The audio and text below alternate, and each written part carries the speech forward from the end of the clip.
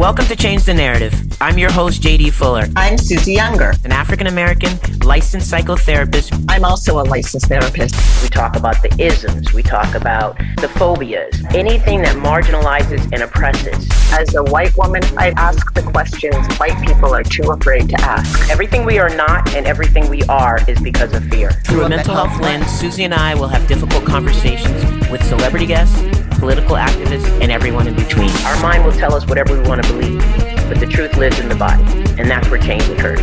Are you ready to change the narrative? Our next guest believes that we all have within us the ability to live our dreams. According to Yvonne, she can give you the blueprint for a successful and productive life. Yvonne Victor is a certified life and business coach who transforms lives through discovery, vision, strategy, action, and accountability. She's the founder of Yvonne Victor Life Coaching and Life Design. She believes that we don't have to dream of the life we want, we can live it. She's an author, a dreamer, a life teacher, a speaker, a mother, and an entrepreneur. If you want the prize, run the race, she says. She's here with us today to share her secrets and tools, and we can't wait to dig in. Welcome, Yvonne. So let's just get started with some questions about who you are and how'd you get here. So I read that you were born and raised in South LA. Tell us about your family dynamics. Okay, so born and raised in South LA, South Central, whatever they're calling it these days. I've been away for a while. But born to a blue collar, working family. My grandmother and her mother had immigrated from Georgia by way of Tennessee to Los Angeles back in the 30s, I believe, or even before that. And that's a story in itself. And bought property here. They still had property back in Georgia where they had sharecroppers working. That's another story. And a brother had a farm our family farm is over 100 years old in Tennessee, in Oliver Springs. Shout out to the Hopper family.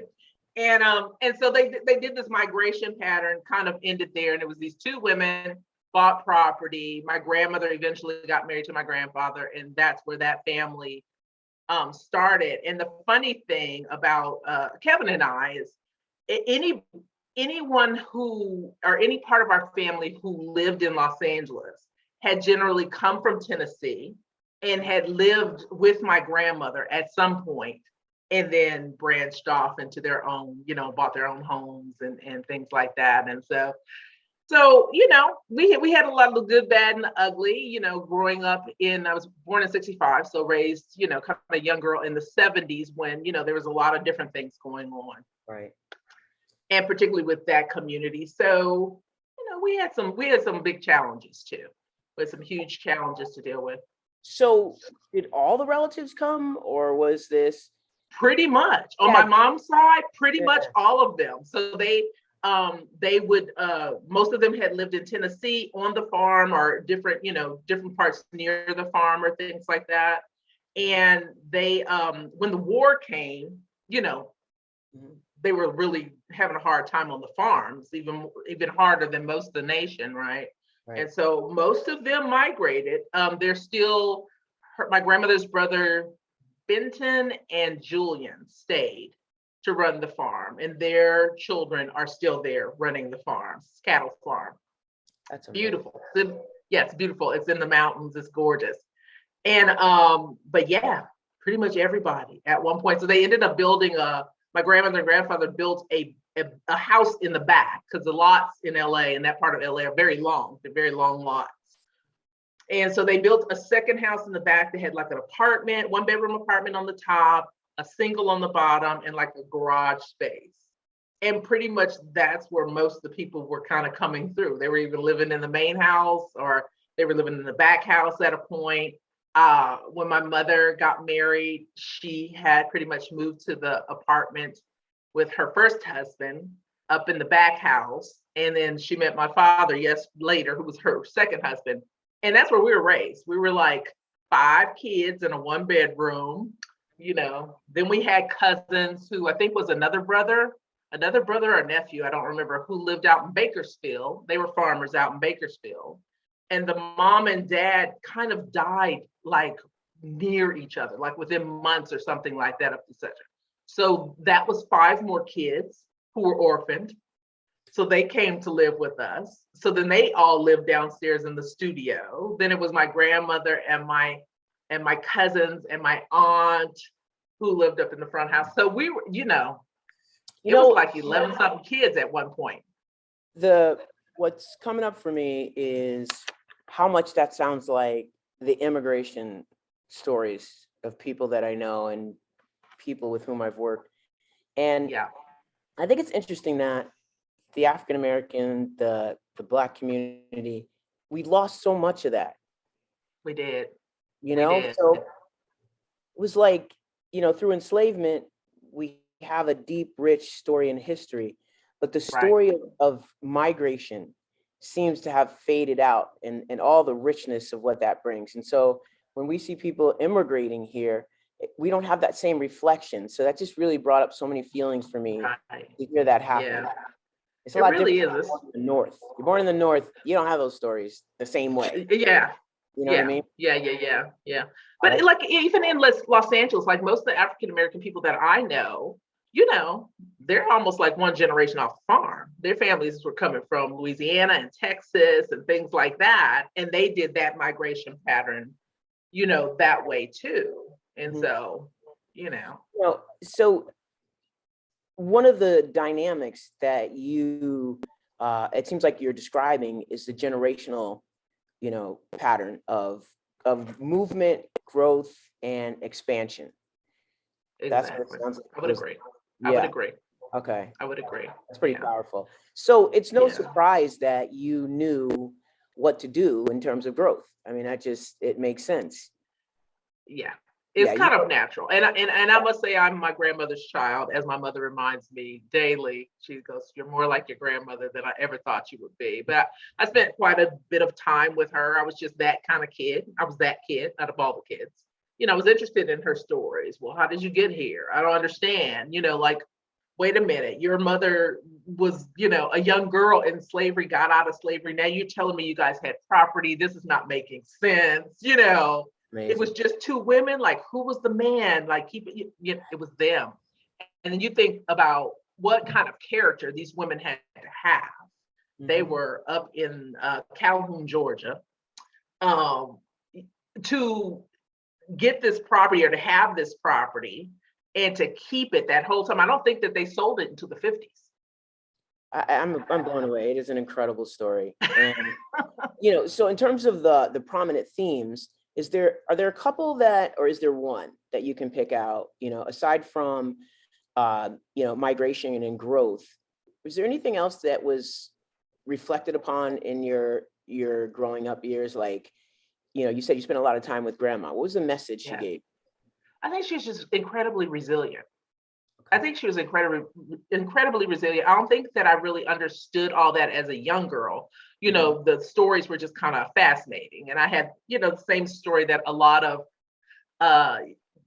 people our age have of, cracking beans and stuff with my grandmother. And she would tell me some of the stories. Some of the stories she was very closed about also. That I just would find out later from my mother or things like that. I'll mention this too, because I think this is really wild. When I really got the gist of who she wasn't until I was about in my 30s. And there used to be a traveling chest, a big old traveling chest from the 1800s that would sit in my garage. And all we knew was don't go into the chest, don't touch the chest. And, we're kids. We're like, what's in the chest? What's going on? This chest is old. It looks like a treasure, is in there. What's going on? And we really literally could not, you don't dare touch the chest. And so when I was in my 30s, my first marriage, my mom's garage had flooded or something, and I went to help her clean it out. And the chest is in there. We took the chest out. And I said, I'm a grown woman. I'm going to see what's in this chest. Forget that. And I opened up the chest. And the chest is like a time box of everything that happened, of all these things. So literally, JD, there are invoices for nails and for wood and things of when my grandmother and her mother were building the house on the property. There is the deed of transfer. So the property was this is crazy. The property was given to the brother, the oldest brother, Okay. by the family that owned our family, by slave owners, right? The Hoppers. They not only owned us, but eventually, there Right. there's some mixing going on here too. we So know. they're not only owners, they're family, right? Exactly. Reluctantly, but So realistically. right, Yes. right, whatever it is. And so they because we are technically family, they gave a portion of the land at the end of slavery to the oldest brother. Because it would go to the man. He decided to move to Tyler, Texas at a point to follow his father, which their father was an Irishman who was an indentured servant on the property. The lackeys, wherever they are, high cousins. Right. So he followed after his father, and he deeded the land to his sister. So that's how the women end up owning the land. And they kept that property. They did what they had to do. They were farmers. They ran moonshine. They did whatever, but it was like basically, women running this property that any time, any man, black or white, could have come along and been like, hit the road, this is ours. But they were tough women, tough times. She helped her mom raise her brothers and sisters. These people are passing on wealth. And you kind of see this whole story in this chest. Right. Through invoices, through deeds, like in the 20s, during the flapper era, we have pretty long hair. Our hair grows pretty long quick. We're like chia pets. And my grandmother was a flapper. And in this chest is her hair, where she cut her hair in a bob. And it's this long piece of hair, maybe like that big, wrapped in a newspaper from the 20s, and the hair preserved perfectly. Oh my God. It is wild just to sit and look at this chest and then put things into perspective and go, what kind of woman would you have had to be to have survived all that and thrived in the middle of it? And then took care of other people, Yeah. No, look, I'm overwhelmed by this story. I could listen to hours of it. I am going to have to shift gears eventually, but I'm riveted, and I'm also envious, to have that much of your history intact and to be able to have these stories. I mean, that's fascinating. I don't have that same experience, so that's incredible. The other thing is, resilience, right? It's one of those things that is so overused in our community. And when you said it, it made me think of that was resilience, and they had to have it, but it was more to me about survival. It was about the need to survive and thrive. And they watched what the owners did. They were able to get those lessons and take them. And that's what's been, stolen from our community today, is the ability to do that. Yes. So that's pretty incredible that they managed to make that happen. And I wonder why, because I come across this in coaching, that's the one thing I think you talk about, watching what other people do and then repeat it and do it for yourself. And, in coaching, that's basically what I tell coaches. I'm like, look, you don't always have to recreate the wheel. Someone has done this. Watch, learn, wash and rinse, wash and repeat. And let's do this. But I don't know if it's, I don't know if it's just kind of a global thing. I end up coaching a lot of African Americans. So, give it what it is. Yeah. But there seems a real push against that. Like, no, I have to do it my way. I don't know if it's when individualism came about, it's just overblown, or what it is. I think that it has something to do with,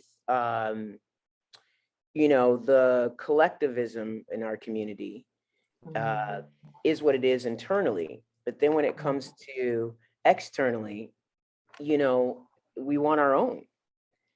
We Yeah. don't want, even though it benefits, to It make it benefits a us. shortcut. Yeah. Yeah. I think it's, yeah, that makes so much sense though. It's steeped in a determination to have it be our own. I understand that. Yeah. Yeah, it makes it a lot more difficult though, a lot bigger challenge. It really does. I It know. really does. I hear that. So it is said that you knew life for which you longed. What does it mean? You knew the life for which you longed. What did that mean? I I was a big dreaming kind of kid. First, I was a very shy kid. And so a lot of things were internal to me, my own thoughts and dreams. And I think growing up, it was so chaotic, which, being a very sensitive, shy kid, that's rubbing really hard for you. It's probably exaggerated in my mind. Just everything's changing. Women's roles are changing, the community was changing. They're infiltrating guns and drugs in it, and that's becoming a big problem. And it was a lot of flux in the 70s, Mhm. and it kind of made me really uncomfortable. And so I was always dreaming, and I was a writer, so I journaled from a little girl. Mhm. And I just knew that the life that I was living, the life that I was seeing, that I wanted something more. It felt like a ill-fitting pair of shoes to me. Okay. Like, I used to tease my parents when I was younger. I probably wasn't teasing, kind of, and I was going, was I born to the wrong family? Am I supposed to be here? Pretty sure that didn't go over well.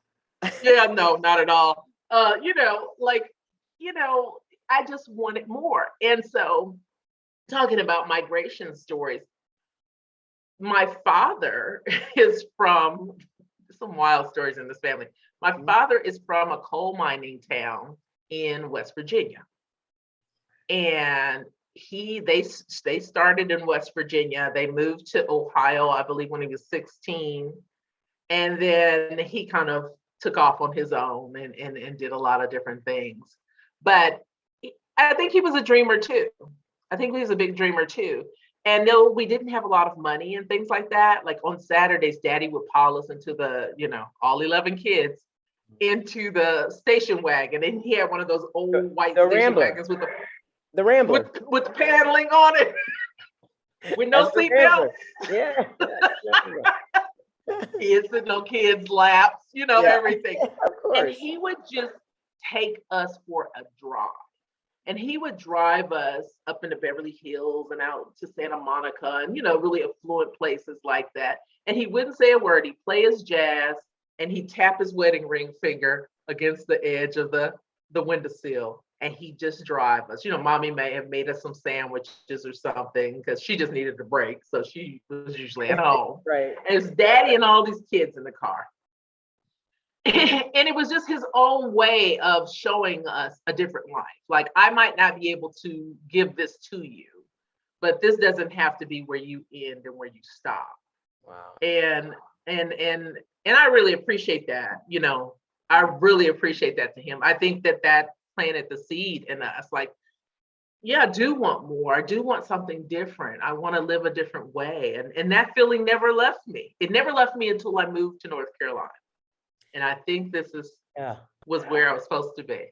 Yeah, I'm sort of paralleling my own story in my mind as you're saying this, and ours was a message of hard work, but also community service. Like that's where it landed and stayed. I mean, I think every one of us ended up, large family too, family of 9, ended up one way or another, either in education or community service. I would have preferred the business hunger, but maybe that's just at this stage in my life.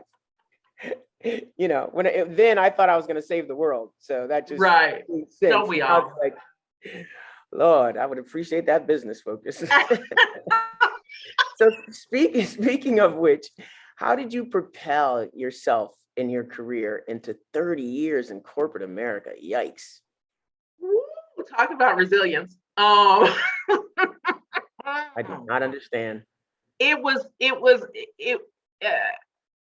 a matter of commitment, of extreme commitment, and I talk about it in the book. I went to college. ill prepared, first to go away to college in my family, didn't really have a lot of support financially or otherwise. Who was going to tell me? Nobody had done it before, so I didn't really have that to lean on. Right. And ended up having to come back home after 2 years, and then I became pregnant. Okay. And I had my son. And the day I found out that I was having my son, all bets were off.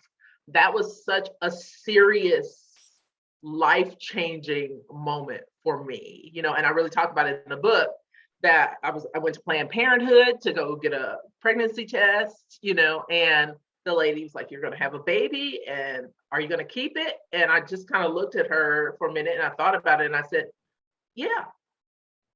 And she's like, "Okay, well, go do what you got to do." And I went outside. It was a bright, sunny day. Cars were going by. I remember just standing there like, I'm going to be a mom. Now, I was a regular 22-year-old. I was doing 22-year-old stuff, right? Yeah, I was having a good time. Yeah. I was having a very good time. LA, the 80s, I was having a good time, and so, but it's just like all bets were off, and I was so committed to this child and to him having a better life and an easier life than I had. And it started there. And so it never mattered if I were uncomfortable, didn't matter if I don't know, was living my dream life, or if I had the career of my dreams. What mattered was taking care of him and making sure he lived an excellent life. And Wow. so that, I got paid really well doing what I was doing without a college degree, and I had excellent benefits. And so the thought of, well, this isn't really what you want to do. You want to be a journalist. At the time, I wanted to be a journalist, right? You want to be a journalist, you could just go do that. But it was like, yeah, but if I do that, I'm going to have less money, and we'll have to move back to my mom's house. And I just want more for him. And then 10 years later, I have another child, and it's almost like Groundhog's Day to have my daughter, and here we go again. But it was just this burn the boat kind of commitment that I had. Like, I can wait. The focus is on them right now, and making sure that they get what they need, and they have the experiences that they need, and they're educated, and whatever they need to be successful in their own right. And I'm willing to put my life on pause until that happens. Now, real mom stuff. Real, like, Real mom. ride or die mom stuff, and so that's what it was. That's all that is the basis, that is the motivation, until they let me off the hook and were like, "Please go get a life. We're okay." That's awesome. Well, you deserve that. You deserve that. So talk about your transition into becoming a business coach. Well, so I've naturally kind of been a coach. I've been that kid. So I was always the kid where the other kids would come and go, "Hey, can I talk to you for a minute?" And kind of talk to me about whatever's going on, and I just kind of give my opinion about things or whatever. And then as I started to work in corporate, I kind of became that go-to person also. Very inquisitive. I'm like a research, kind of person. If I didn't know, I was like, "I'll be right back," and go figure it out and come back, just a geek like that. And and so that was like naturally who I was. And then when I was getting into the end of my career, and I could just kind of feel it, it was like, I'm so past my prime of doing this. What am I doing? The kid, I don't want to be the mean admin lady, This is getting ridiculous. And so I started to think about, my second act. And so now at this point, I'm married again. My kids are grown. They're off doing their thing in college and living their own lives in 2 separate states. And they're like, "Mom, we're good. Thank you." And so I wanted to think of what can I do for the next 20 years that I would love doing? Because now I've given 33 years of my life doing something that I really never liked doing. I did it very well, but it wasn't my dream, right? And so what can I do for the next 20 years that's going to give me the compensation, that's my passion thing, that's going to fulfill me, and all those great things that I want for everybody else. Let me want them for myself.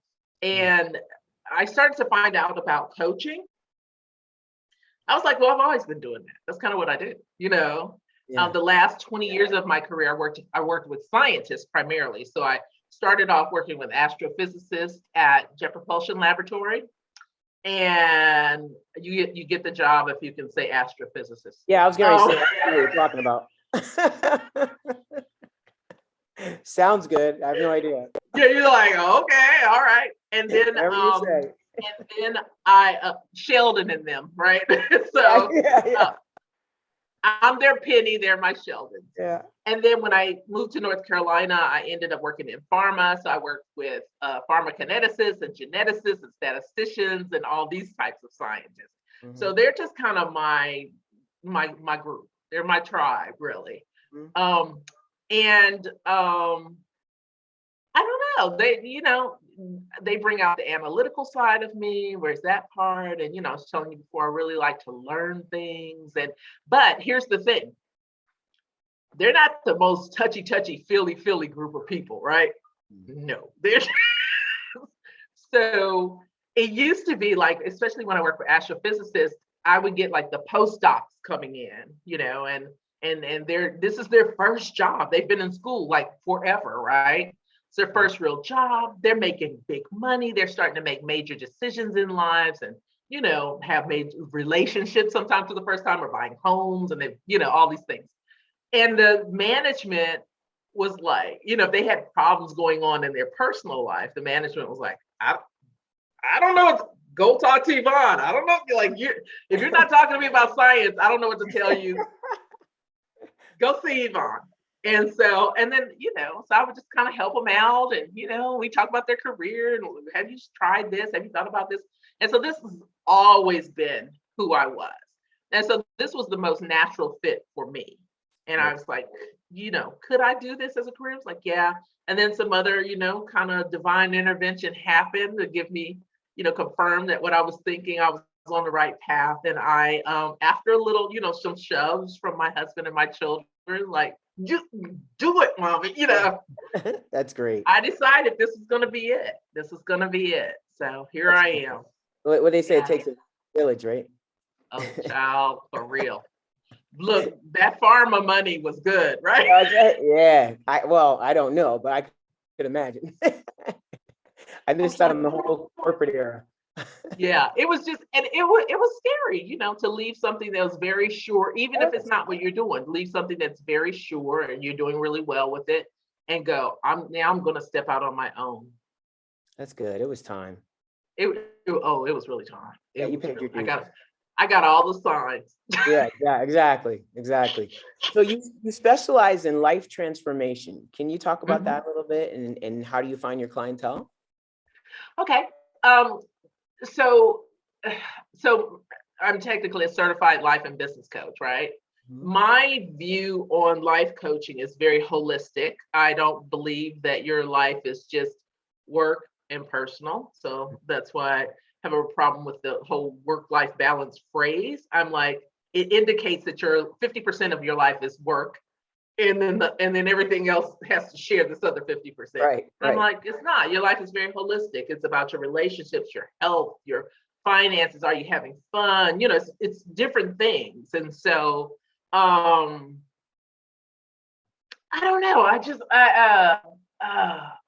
Look, I forgot what I was talking about. What'd you ask? Well, basically the life transformation, the idea that you want to help people transform their existing life to the life they want. Yes. So, pardon me, senior moment. No problem. Just roll with it. Exactly. Yeah. So when I think about it, it's like, yeah, you might be coming to me about your career, but let's look at everything. Let's look at everything. Right. And let's look at it all holistically because it all affects one another. It's all symbiotic, right? And so I noticed that it was never the one thing people thought it was. And so, it's like so they would come and go, yeah, like I hate my job. I'm ready to quit my job. I want something else. And I'm like, okay, cool, settle down. Let's talk a little bit first. And we do like about a month of assessing things, of really digging down to get to the root of what's going on. It could be, oh, I'm having problems in my marriage. And because I'm having problems in my marriage, it's tainting everything else, And so I think I hate my job now because I'm miserable every day, or whatever. And then you go and find that root, fix the root, and it's touching all these areas of your life. So we didn't end up just working on one thing in a person's life. We ended up working on all these parts of their lives and transforming all these parts of their lives and putting them all into balance so they all worked with each other and not against each other. And then people were just coming out the other end of my funnel like new creatures, And I think that was part of my own journey.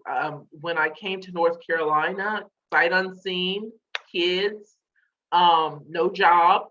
That was another kind of divine thing that happened, and I just went with it, had the faith to go with it, and it was a chance for me to change my whole life, transform my whole life.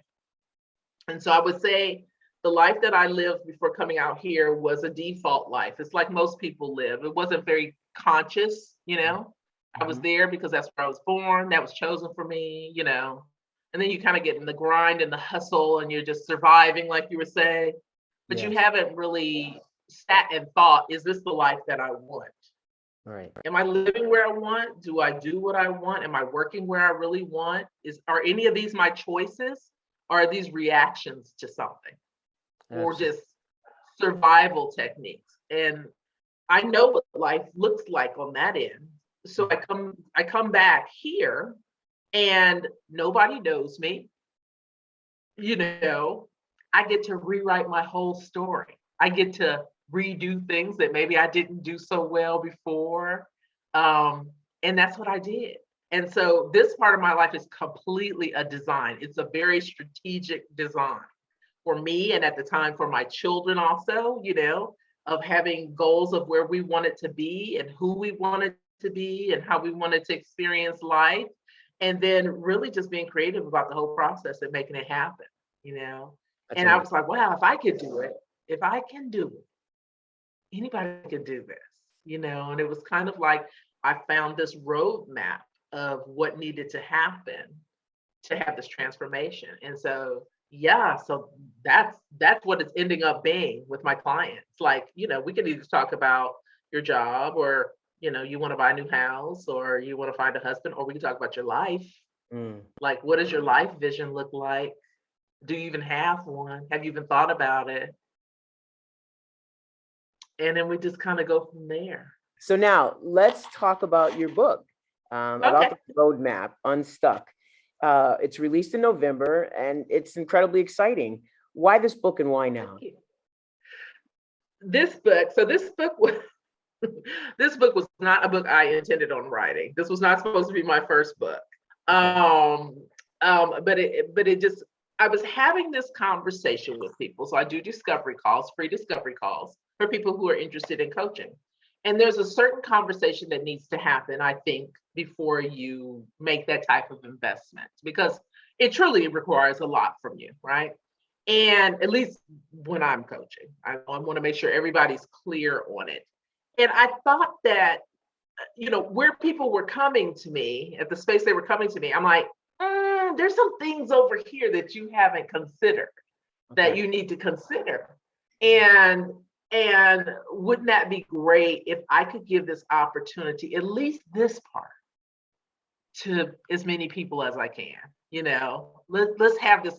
So I really wrote the book more as a conversation for me to have with as many people who would read it, like consider these things, because they aren't really things that people consciously think of, they just know I'm stuck, I want a better life.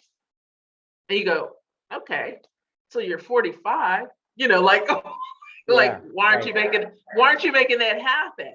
But there are some very specific things that I think that you need to sit down with yourself and understand and consider and work through before you get to the point where you're like, I'm ready to do this, right?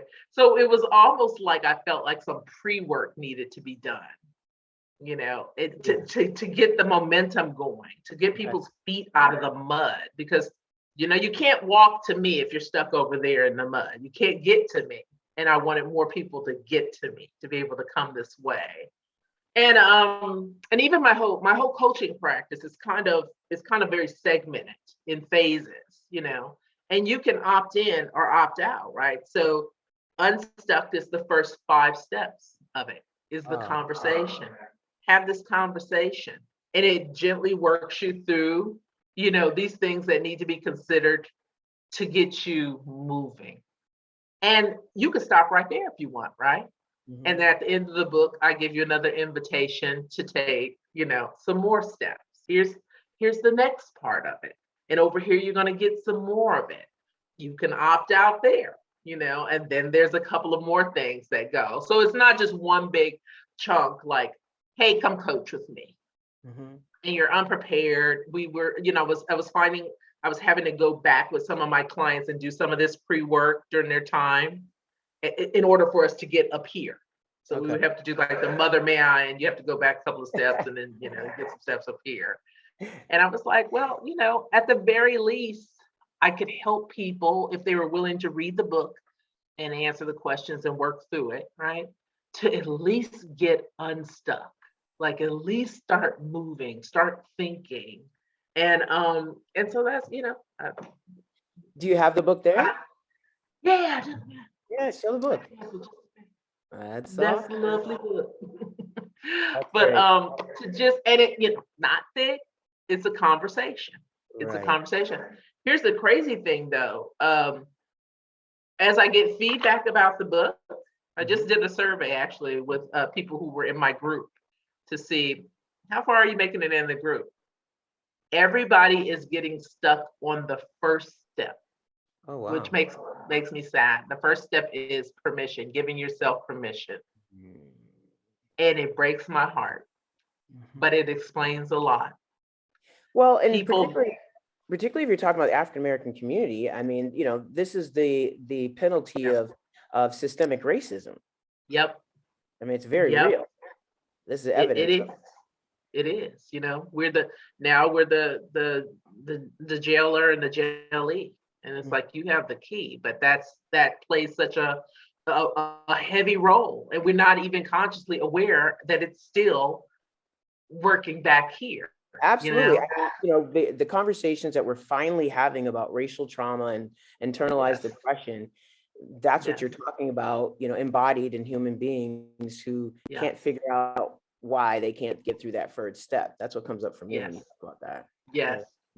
I think, and it just signifies to me like a bigger conversation, really more in-depth studies, there you go, JD, need to be done about this whole,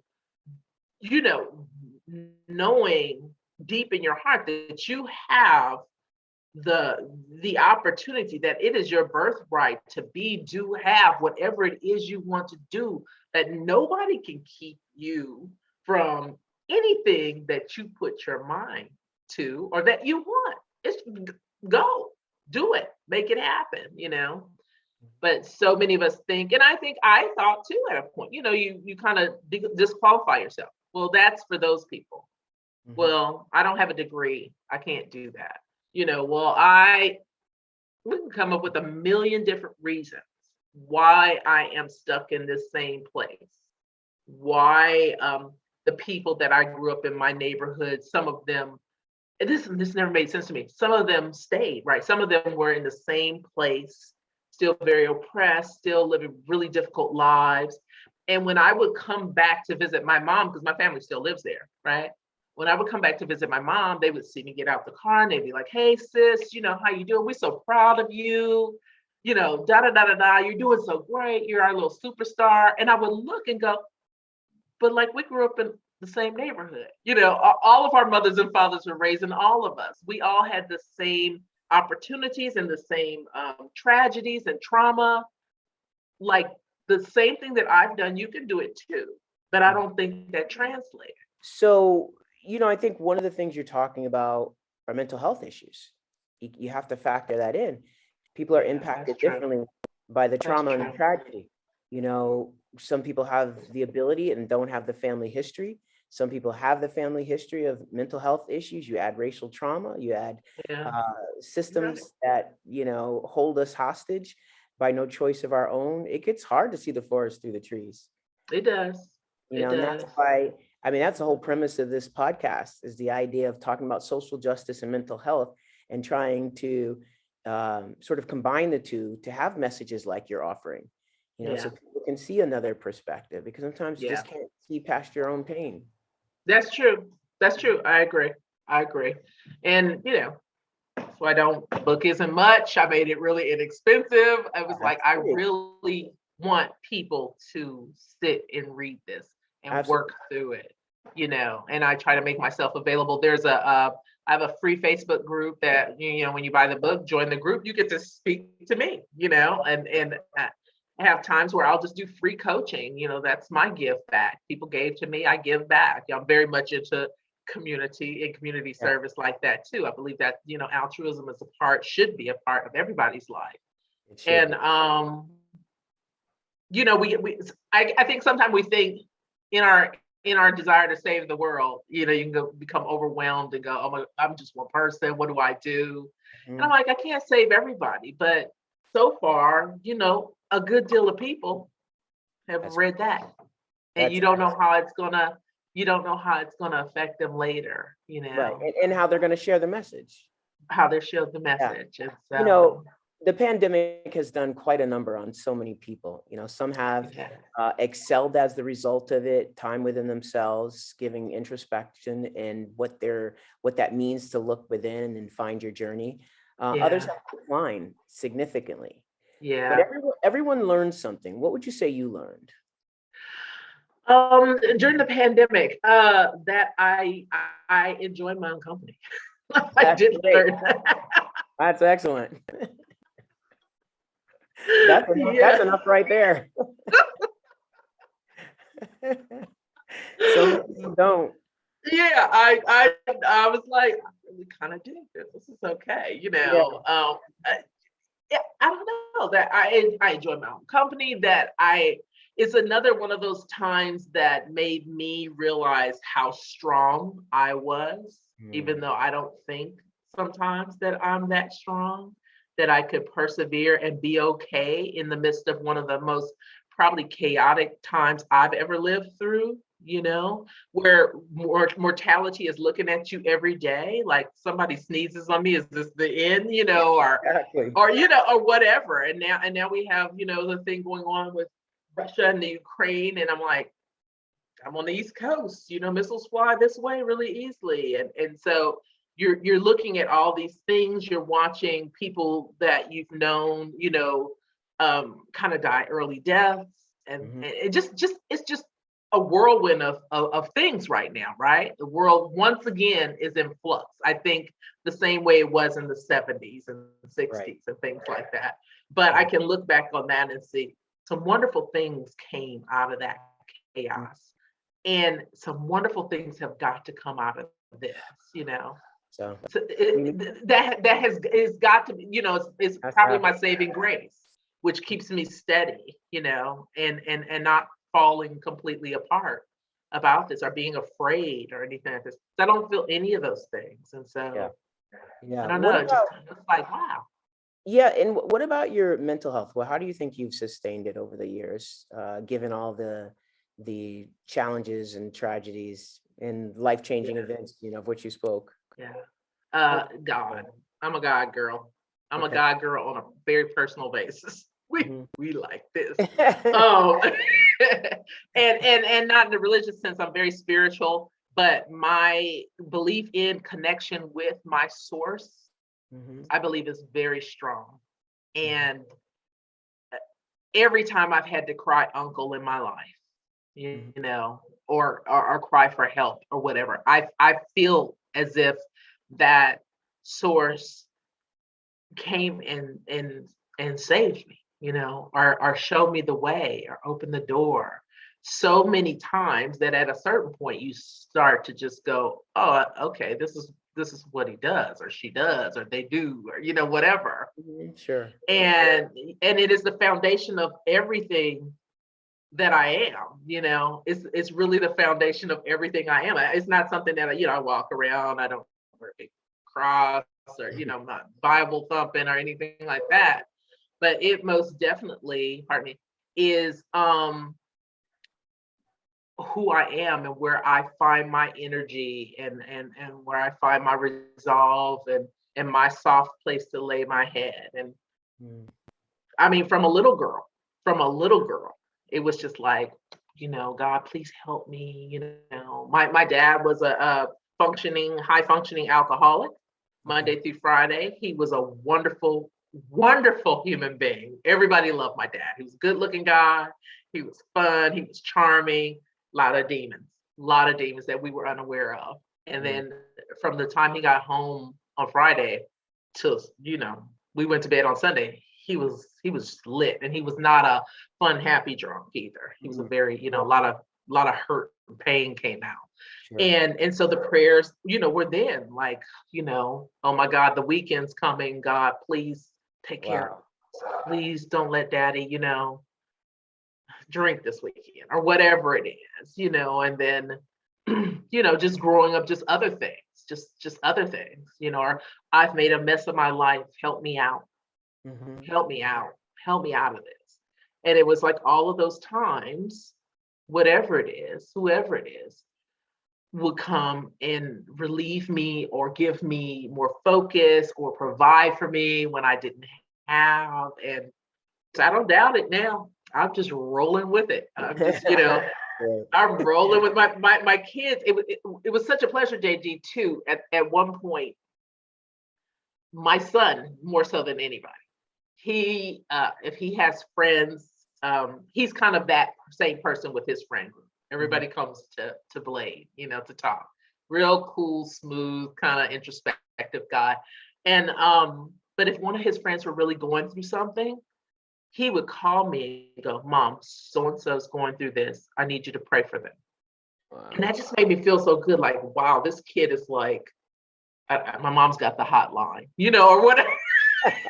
I've seen this work in our lives. I don't know what she does, but, she prays, it's done, and, in my mind, whatever works keeps you the healthiest and keeps you grounded on this journey that's often tumultuous. I just have respect for. And, first and foremost, I want to thank you for coming on, sharing your message. Absolutely. It's so important for people to hear from different perspectives and be able to place themselves, locate themselves in somebody's journey, and then have the opportunity to recreate it for themselves. So thank you so much for coming on. Absolutely. My pleasure. My pleasure. And tell us where people can find your book. Okie dokie. You can go to my website, www.yvonnevictor.com. Easy peasy. There's a big banner in there you can see about the book and several places where the book is mentioned. Just click on that. It'll take you to the site. It doesn't cost you much.